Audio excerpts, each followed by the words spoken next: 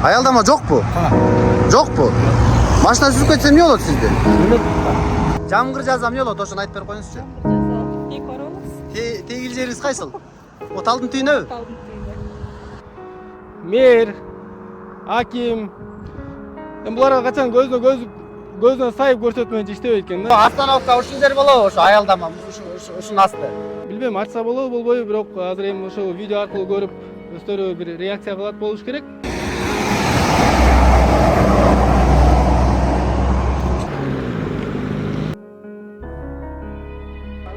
Мына достор көрдүңүздөрбү? Бул жерде илгери аялдамалар бар болчу, бирок тилекке каршы алардын баардыгы мынтип азыр дүкөндөргө айланып кеткендей көрүнүп атат. Азыр эми тактай элекпиз, тактайбыз Кудай буйрса. Бирок азыр мектептин учуру баштала элек. Кичинекей балапандай болгон бөбөктөр ушундай жамгырда кайсыл жакка турарын билбейт. Ошон үчүн бул аялдама курушка же болбосо эски калыбына келтиришке тез аранын ичинде аракет кылышыбыз керек. Тез аранын ичинде чара көрүшүбүз керек. Ансыз дагы күндөн күнгө транспорт каттоолор, алардын көлөмү өтө көбөйүп атат. Анан ылдамдык менен жүргөн ал дагы опурталдуу да. Тим эле ызылдатып айдашат. Кыскасы аябай кооптуу. Ошон үчүн бизге мындай кирип токтогон атайын аялдама керек. Сизди көрүп атайын келдим. Бул жерде кимди күтүп атасыз? Ошо сөзү айтып берип коесузбу бир аз? Мен азыр подружкаларымды күтүп атам. Кайсыл жакка кетесиз? Эме Бегордого, Бегордого. туулган күнгө. Аялдама болсо ушул жер ыңгайлуу болмокпу? Ыңгайлуу болмок бияктан чыккандарга. Жамгырдан бекингенгеби? Ооба, жамгырдан бекинген. А сиз билбечиңизби ушул жерде илгери бир аялдама болгонун, болбогонун? Жок, билбейм. Билбейсиз? Аялдама болгонун билбейм мен. Ону өйдөрөктө бар беле. А бул жерде дайыма ушундай жамгырга ушунтип коргонуунан кийин Мен азыр эле келип атам бул жака. Биринчи жолу? Биринчи жолу эле. Жамгырдан коргонуп биринчи жолу эле келип атам. Өзү бирок окуучулар кайсыл жакка турат билбейсизби?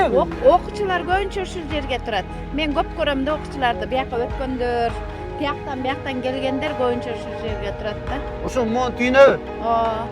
Күн жаабаса деле бияка өткөнгө, такси тоскондо ушул жерге көп турушат. Мен ошону көп көрөм. Ошондо остановка ушул жер болобу? Ошо аялдама ушунун асты. Болсо болмок ушул жер. Жок, бушу. Жакшы болмок. Азыр могул курулуштун түйүндө турабы дайыма? Күн жааганда көп турушат да, мага окшоп. Сизди чакырганым себеби бизде мынакей өтө орчундуу маселе бар да. Себеп бул жак Бала Чычкан, Жаңы жол, Арал, Чычкан, тейле чоң арык, Терек суу. Ошол жактан бери баардыгы келип окугандар бар, иштегендер бар. Баардыгы келип ушул жерден токтогулдун чыга бериш жери бул. Бул жактан больницадан чыгат, бул жактан там Круговой вокзал тараптан келет, автобекет жактан. Анан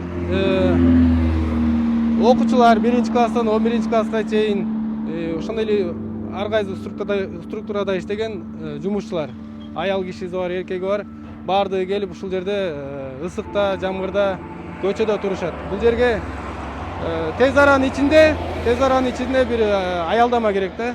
Тез аранын ичинде. Себеп жамгырда, ысыкта өңчөй жаш балдар аябай кыйналат да. Себеп окуу жайдан чыгат.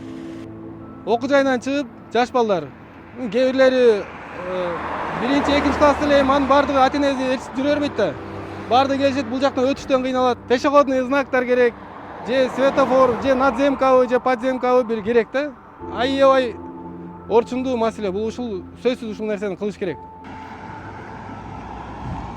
Саламатсызбы эже? Сизге бир суроом бар эле. Могул жерде кимди күтүп атасыз? Такси күтүп атасызбы? Аялдамага турбайсызбы? Машина сүзүп кетсе эмне болот?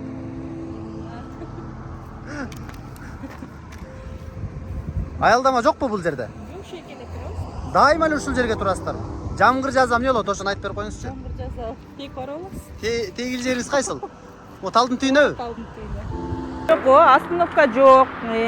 Өзү бектен өткөндө араң өтөбүз да, эми коркупчу бияктан да машина келет. Анан эми биз балдар жамгырда калат, ысыкта ысык өтөт. Азыр эми каникул болуп турат. Окуучулар жок. көргөн жоксуз. Бирок канчалык кооптуу экенин өзүңүз күбө болдуңуз, өзүңүз көрдүңүз. Бир 10-15-20 мүнөттүн ичинде канча деген адам ушул жерден өтүп кыйналып аткандарын көрдүңүз. Бул жерден көп учурда ДТП'лар да көп болот, аябайчы. Өлүмдөр да жада калса катталат. Өлүмдөр да катталып, бул жерде ДТП болгондон кийин көп бул жерде көп эле адам билет. Андай учурлар болду эле. Болгон. Бул жерде чоң адамдар деле жашы окуучу эмес, чоң адамдар каза болгон күндөр да болгон да. Былтыр мына жерден мечитти да туура эмес салып койгон буларчы. Мына жерге болсо мынога чейин келип туруп алышат машина. Биз бурула албай сого бурулабыз өзүбүз үчүн.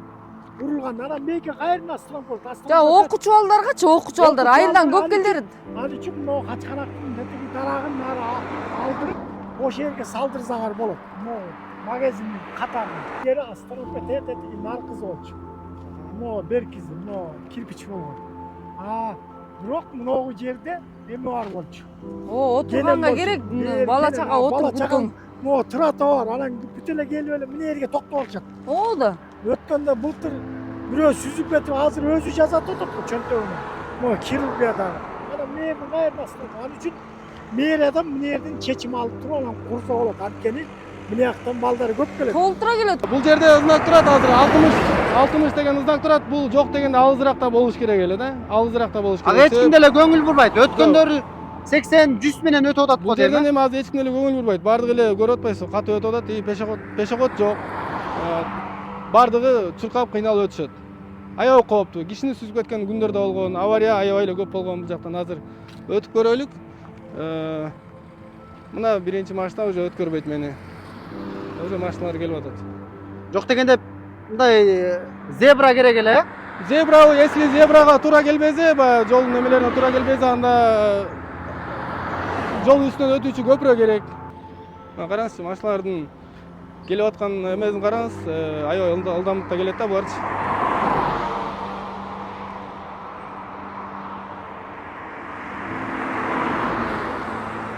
Эми жаш балдар билесиз, анда-санда нарак-барак карабай өтүп кетиши мүмкүн. Аябай коркунучтуу да, ошон үчүн. Аябай коп. Өтүп кетели эми. Опсуңа.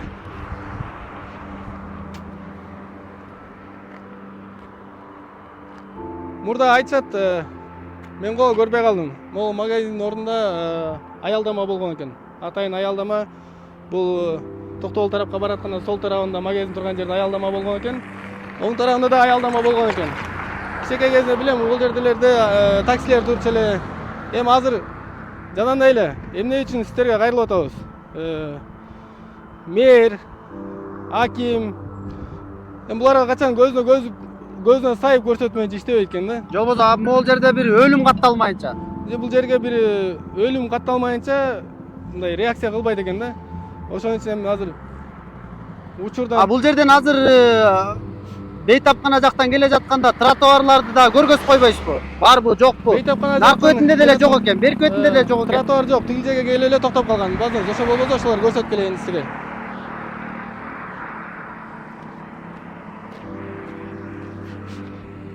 Негизи бул аялдамалар кимге караштуу? Мэргеби, мэрияга же Эми ушуну точно билбейт экенмин, азыр эми ДЭУ ишканасынабы?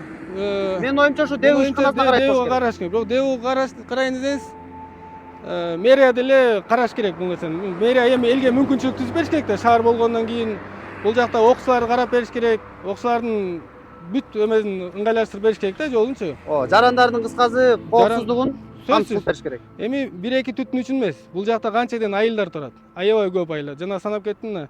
Жаңы жол башталганда бала чычкан, куйбушуп, чоң арык, терек сууга кеткен тарап келет бул жака.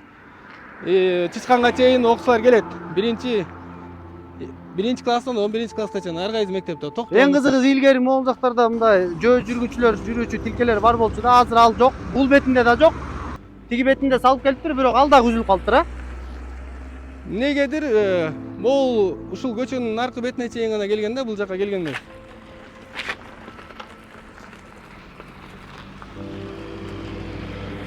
Жүрүңүз, наркотика көрсөтөйүнүзбү?